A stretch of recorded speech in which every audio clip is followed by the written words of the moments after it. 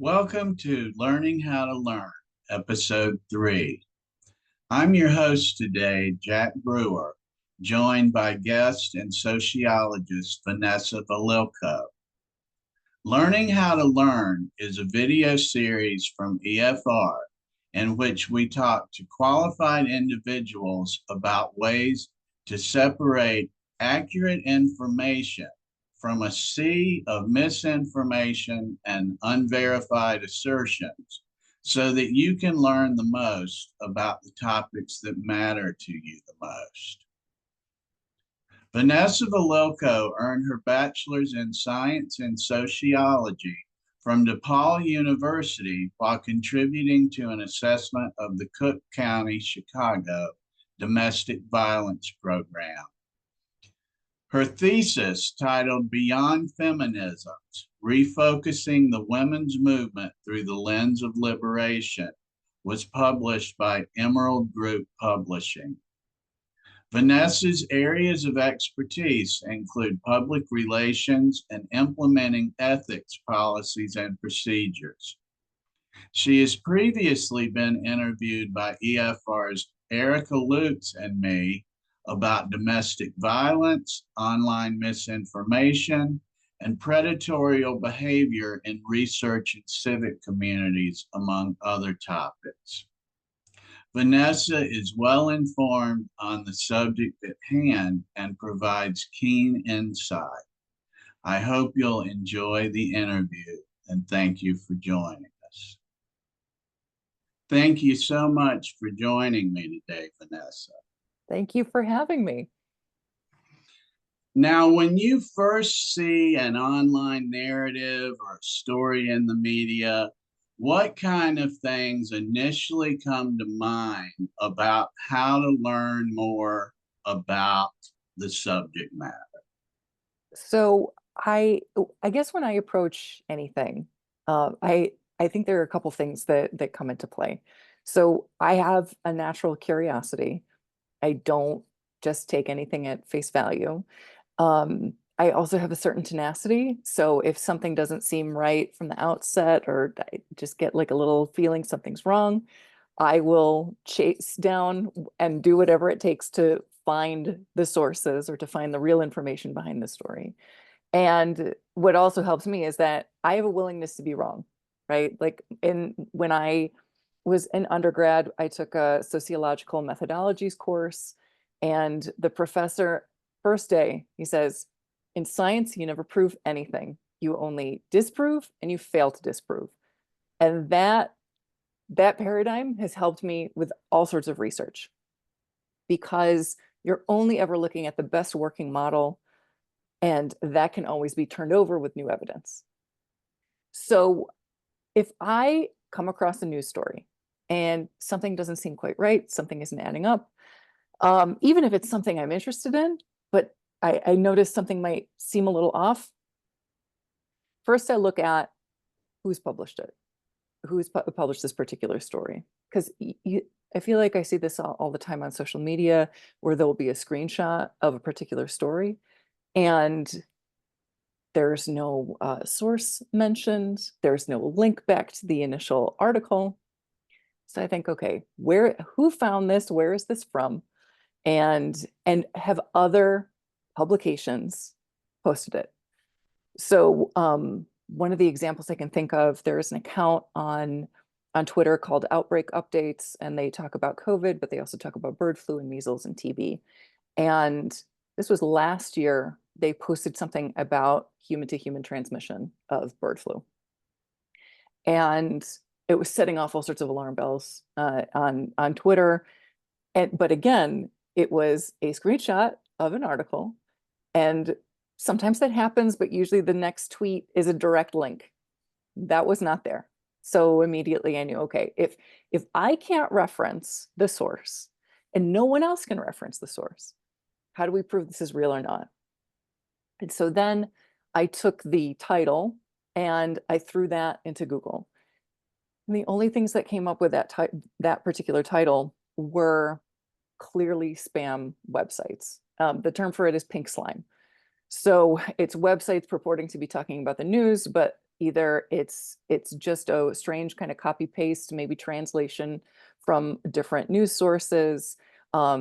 There's typically no sourcing behind it. You typically also can't find the identity of the authors or purported authors of the piece. So I find one of these websites, it is not any reputable, known local or national news site. And of course the English is off, which is I mean, again, copy editors have been fired around the country, but there are certain structural grammatical things that should be in place, which to me was a tip off that it was probably a spam article that was run through a translation service. But I scroll down, find a link. That link actually goes out to an external press release that was put out the year prior, and it was in England.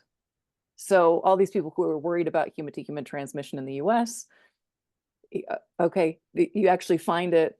It's not at all relevant because it's across an ocean. It's not timely because it's from the previous year. So worries about this, brewing outbreak. And so as soon as I know one thing is wrong in something, then I'm down the rabbit hole. Okay, what else is wrong? What else can I find? And so that's that curiosity of, wait a minute, something's wrong. And then it becomes this puzzle for me. What else could potentially be wrong? So the next thing I did is, again, the author. Now she had, there was a headshot of her and a bio. Did a reverse image search on the headshot. Turns out she is not a journalist of any kind. She's a web developer. She has a blog where she talks about web development and websites. And then I took the bio because it was structured like most kind of pithy social media bios, right? Little descriptors about herself, short 3-word sentences. And then, so I grabbed one of that and I threw that into a search engine. And that is uncovered that multiple just spam accounts are using variations on a theme in order to sound human, in order to sound like they're not spam, not trying to push a narrative, just objective people on the internet, find it and using sometimes this same photo of this woman talking about everything from smartphones to, again, to other fields not in this woman's area of expertise. But again, people can pretend to be I'm just a normal human being. I'm just giving my review of this Samsung smartphone. This doesn't have to mean anything else. But if you dig a little bit, you can see, no, it's somebody trying to sell something. It's somebody trying to push some kind of narrative. And I wanted to say it was easy to uncover. It's not necessarily easy, but if you dig, you can find it. You have to put in a little bit of work. These aren't impossible skills. If you have an internet connection, you can figure this out. But you have to be willing to be a little suspicious of things that you see online to force you to go forward to find something. And again, like I said, it wasn't a local paper. It wasn't a national paper. You don't necessarily have to be affiliated with a local or a national news organization to be doing proper news. But if I can't find you as a person doing something else, your actual point of view, again, if all the information there is false, I have to assume all the reporting you're doing is false as well. So that's just one example. There many times just something just doesn't feel right, and then suddenly I'm down this rabbit hole and uncovering all these ghosts on the internet, basically. You bring up several very good points there, Vanessa. Seek to refute or support. I mean, that really is the bottom line. And that process challenges us to check in with ourselves emotionally and see, do I want to hit retweet because I'm on board with this? Right. Or yeah, and there's some really good points there. And you also were discussing how it's not professionally hidden. Like we're not talking about a state-sponsored disinformation campaign here that they've sheep dipped their personnel and covered them for the past 30 years. If you go looking for their bio, a lot of this stuff, it's pretty clear. In fact, to the point that I find some of it kind of intelligence insulting. Sometimes, even when people give their sources, if you, as they call it, chase the footnotes, you might find it doesn't support their point at all, that it's not even what they're saying it is. So, would you please talk a little about the value of, okay, they supplied a citation, they actually gave a link with their claim. How important is it to actually go look and see what that says? It is paramount. It is paramount. It is paramount. I think about, back in college doing research on domestic violence. You have to cite all of your sources. You have a bibliography for a reason, and you have in-text citations or footnotes for a reason, because you want to be able to say it's on this page, this book, this edition of this book on this page, because that does make a difference sometimes, so that somebody can go and find it and find the text, find the unedited text, and see from there, okay, what does this actually say? This is actually a perfect example. So I don't know if you remember this. I want to say this was at the beginning of 2023. The Cochrane Institute, they put out a report on masks. And the line that all the news ran with, masks don't work. That was it. Masks don't work. And they kept referencing the study and referencing the study and referencing the study. And Cochrane actually had to come out with a statement a couple months later and say, we never said masks don't work.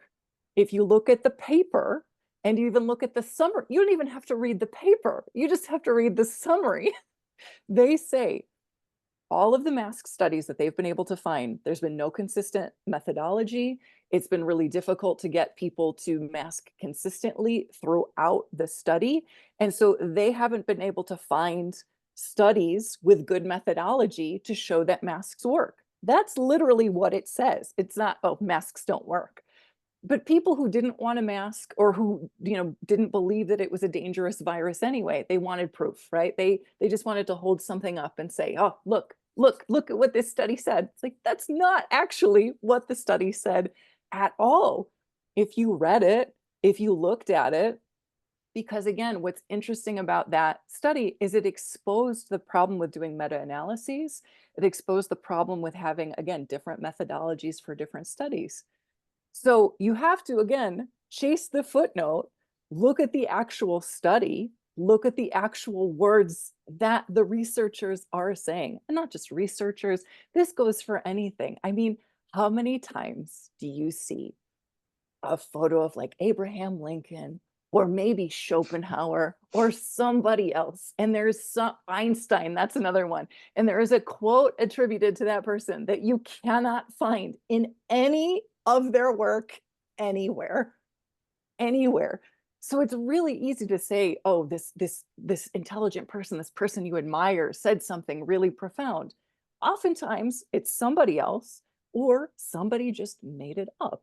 Again, I always want to see the citations, and I want good citations. I want to be able to, if somebody says, you can find this right here, I want to be able to go right there and find it. In fact, I was just on my own little personal research recently. Somebody attributed a quote to a book, and I wanted to find, but nobody said where in the book this particular quote was. And so I got the book, a PDF copy of the book, and I just started searching for every single word in that quote. Could not find the quote in the book.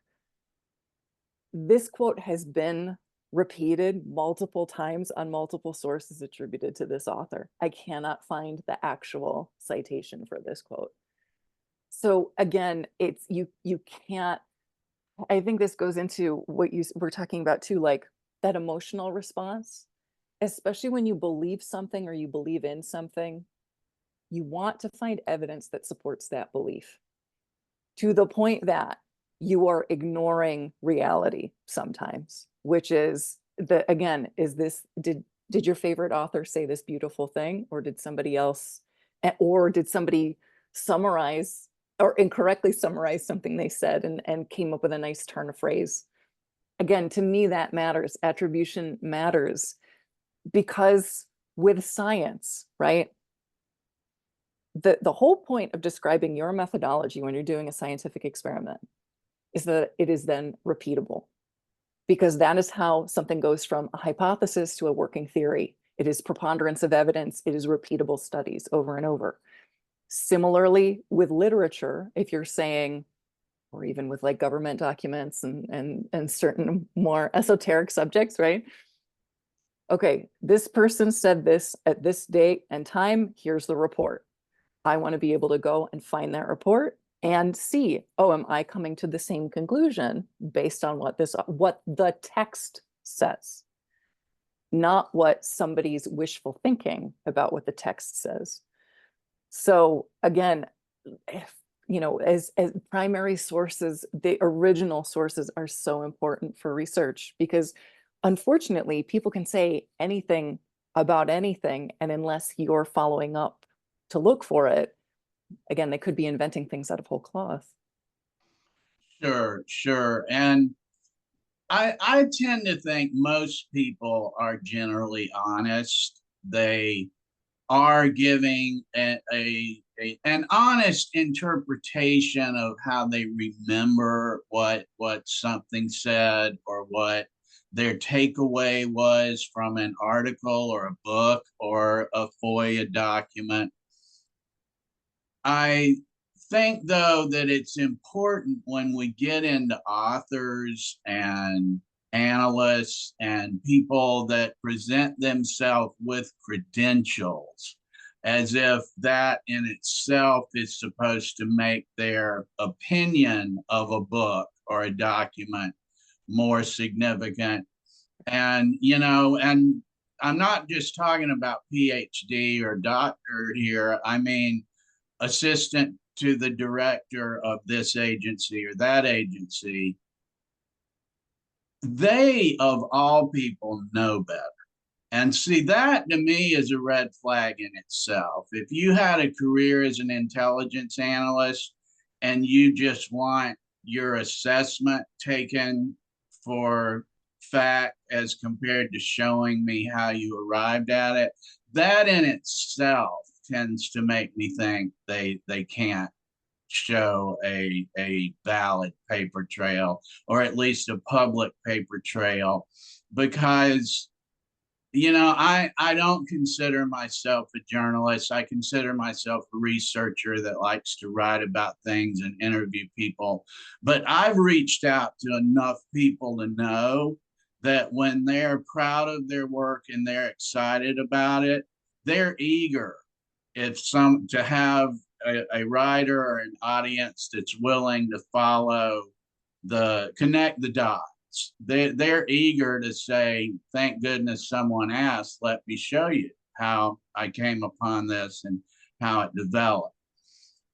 So again, most people, I think, are honest, but that can often be to our detriment as well when we see these accounts on social media that seem like any other media outlet and seem to have writers and that kind of thing. What are some of the inherent challenges, that the things that we typically overlook as media consumers? Well, again, I think to your point about people being honest, or again, that idea of the emotional attachment to something, that if we want to believe something, if something reinforces something that we have heard elsewhere, or we've heard from somebody that we respect, because that is one of those devastating things where, and this has happened to me too, where there's a writer or a researcher that I really like, and then I read their next book or their next article, And there are, or it's a subject matter I really like, and I suddenly see there are glaring errors that that I know better. I won't dish on this particular author, but I was reading this book, and of course I'm interested in esoteric things. And it was talking about different mythologies, and it was talking about different death goddesses. And it specifically said things about Kali, the Hindu goddess of death, and Ereshkigal, the Sumerian goddess of death, that I categorically knew were wrong. And he's presenting this information like, well, this is obvious. Like, I think with Kali, it was like, oh, she's always shown beautifully radiant everywhere. I'm like, you, again, I've got a bookshelf full of books about Kali. Like, they're old images of her skin is pitch black. She's emaciated on the battlefield, like her tongue is hanging out. And then with the Resh Kigal made this reference to the Greek magical papyri. And there isn't, I went back to the Greek magical papyri and the site, they made a citation to a spell that did not exist. And I know because I went through the text and I looked. So again, that bias of, like I said, wanting to believe something or having respect for someone or a particular subject matter, you can end up just kind of being in a vibe and like, oh yeah, this sounds great. And then again, with me, it's like something is out of pitch and it immediately takes me out of it. And I'm like, wait a minute. And then I start deconstructing things. And again, I think this happens a lot with people. You know, you're raised a certain way, you're raised to believe a certain thing. And then somebody's coming out with information. You're like, oh, I've never heard that before. You've got to be the crank because I've never heard this before. And no, it's just information changes, particularly scientific information. It evolves as we learn more and do more research. You know, like again, in my lifetime, the idea of dinosaurs having feathers went from this like kind of screwball hypothesis to like, oh no, we've actually found them. You know, we've found evidence of them. So so unless you're willing again to have that I think the difference is like, do you want to be right or do you want to be correct? I would rather always be correct. So I'm willing to be wrong to have the correct information. A lot of people want to be right. They see this almost moral attachment to information that they have or ideas that they have. And so if they are wrong about that, that there's something wrong with them. And that I think can prevent you from finding new information, finding better information, and again, not sharing information that is clearly incorrect, but because it feels good or it sounds right, or you know, it sounds like something you've heard before, which is right, you keep sharing it. So again, just interrogate, like, are you pushing back against something you don't want to hear because you need it to be true, or because you know you've actually heard differently, right? It's different if you've done, like I said, if you've done your own research, which it kills me that the worst people have taken that phrase, because I do my own research all the time to find correct information. Yeah, yeah, you're really hitting some good stuff there. I recently spoke with Heidi Beadle, who used the term self-referential, I Yes. think was the term she used. I might be saying that incorrectly, but it amounted to they quote each other in a circle and no one actually presents the source, and their books or their articles just quote each other. And then to make that even more complicated, they will cite valid sources, sources that are recognized in the professional research community as credible, an agency, a study that's been peer reviewed in a journal, a FOIA document. They will cite it, but it might be out of context to support what they're saying. And so you get all this mixed stuff that, like I was saying, if you're talking to someone that's fundamentally honest, but just hasn't bothered to really dive into the things like we're talking about here, it might sound like nitpicking, but you just said FOIA documents are a credible source. They cited a FOIA document. They have a bachelor's in this, they have a master's in that. So it really requires fine tuning, and it depends on if you really care. You know, you got to really care. So you can't do this about everything, as Sarah Scholes pointed out. You have to choose what's most important to you and what you really want to learn about and really, like you're saying, want to know about, and not just have good argument points and stuff. And where this really gets hijacked, and I think is an area that you've gone into a lot, I've watched you over the past few years, is issues that shouldn't even be political get pulled into partisanship. And then we have those methods I'm talking about, that of quoting out of context, throwing in what your buddy over at his blog said in your bibliography, along with a study from the CDC and things like that. Could you talk some about that? I know it's a really complex subject, but just in general, how does wanting a vaccination turn me into one political supporter or another? Mask wearing and so on. It's astonishing. Well, God, there are so many directions I want to go in this. One of the things that I think about a lot, and I'm actually going to quote the board member from one of my former clients: public health isn't political, and it shouldn't be political, right? But so many social issues have gotten politicized and moralized. And to the point of, again, people holding on to their beliefs and not wanting to be wrong. They need to be right, because it's more than just a fight about information. Like I said, it's become this moral fight, right? They're right. They know things to be true.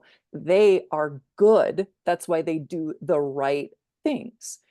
So that's this whole other problem. When you have these ideas and they're fed to you that, oh, you are a good person, you're not going to mask and you're not going to get vaccinated because you're not going to fall for the misinformation from the government.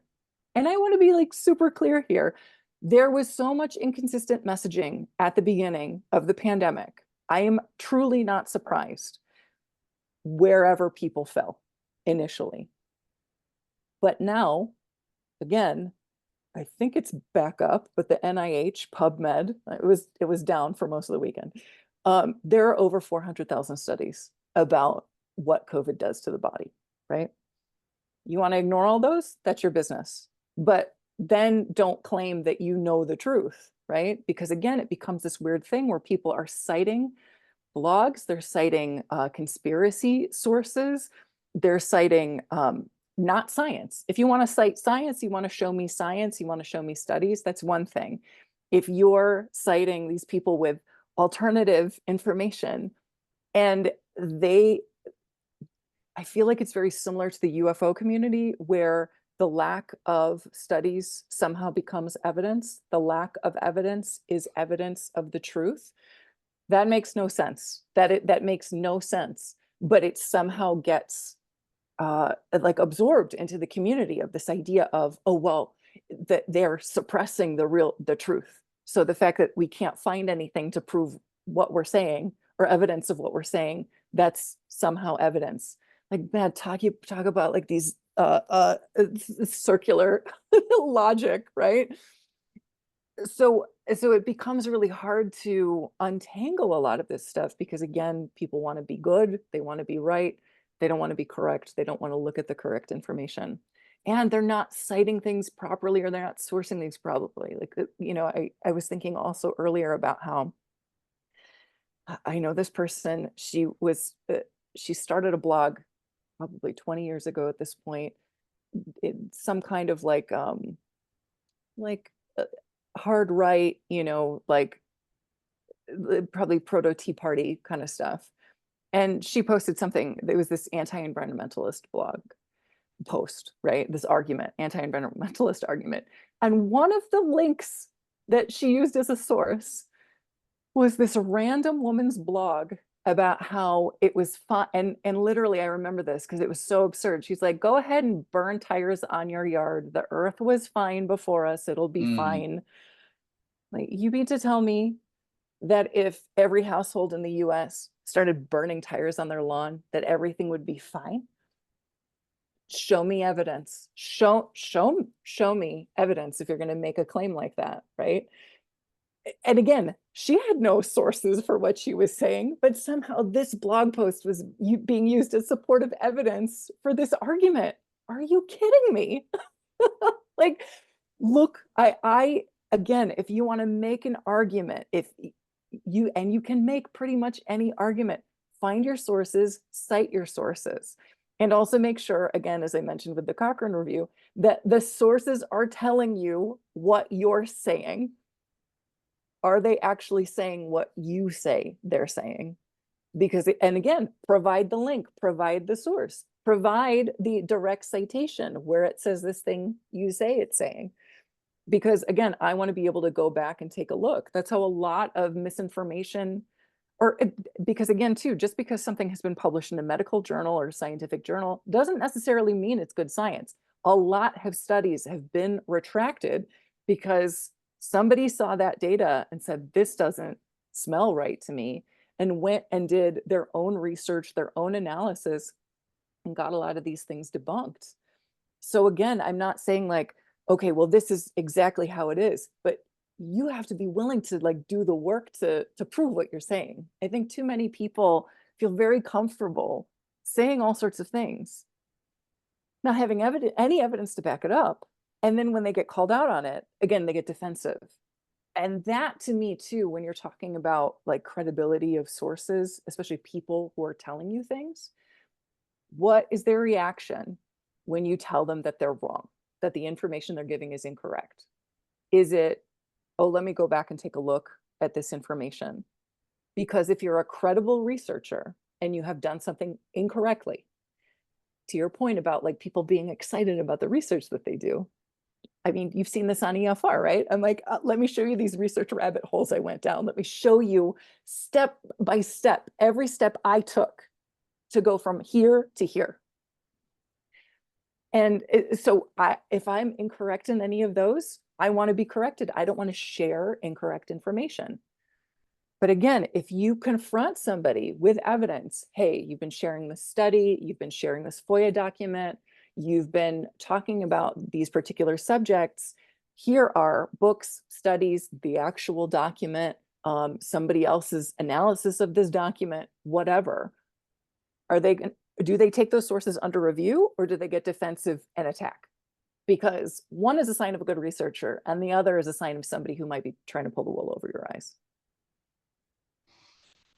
I don't want to let you get away before I ask you, what kind of topics, issues should I be asking people about learning how to learn? What directions would you go as an investigator? You know, I would love to hear a conversation about evaluating scientific literature, scientific studies, going over methodology. Because again, I'm talking about, research studies. I know how to read a paper on sociology. I know how to read a psychology paper. I mostly know how to read papers on medical studies. But so much of that is, there's a lot of jargon. There's kind of this ivory tower of academia where people post these papers, and outside of a professional audience, no one is expected to read them. It can be a little arcane to kind of go through. I think that would be incredibly useful just to help people figure things out, especially now as there are TB outbreaks and measles outbreaks everywhere now. So Yes. some literature, some science knowledge would be great. Yes. Well, thank you. Science is not our enemy. Right. Right. Right. I also want to let folks know that Vanessa has a website, calibutterfly.com, that I encourage you to take a look at. When she's not evaluating science papers, she is an amazing artist. She makes chainmail that has been featured in theater shows, Broadway shows. You've probably seen professional wrestlers wearing it and didn't even know it. She's been featured at Society. She is an award-winning artist, and it's worth a visit and a look to learn more about that. And she's also a talented podcaster. And where can people contact you or follow what you're up to, Vanessa? Sure. I'm pretty much everywhere on the internet as some iteration of Collie Butterfly, usually is one word. Sometimes there's an underscore in there because somebody got me first. And then if people are interested in that podcast, Personal Pans is the name of it. That should be on every podcast distributor. It is definitely worth your while. I recommend it highly. Vanessa, while she could be described as a number of things, humanitarian is definitely one of them. And she gets into rich conversations about different aspects of her guests' lives and life in general. And I highly recommend the Personal Pans podcast. Well, thank you. You're welcome. And I want to thank you very much for joining me today, Vanessa. Of course. Thanks for having me. Sure. And please visit us at expandingfrontiersresearch.org, where you can learn more about our organization, which is a 501c3 nonprofit corporation. We're based in Salt Lake City. You can see more of our content, which is videos, blogs, and online archive featuring all kinds of material. So we hope to see you there, and thanks for watching.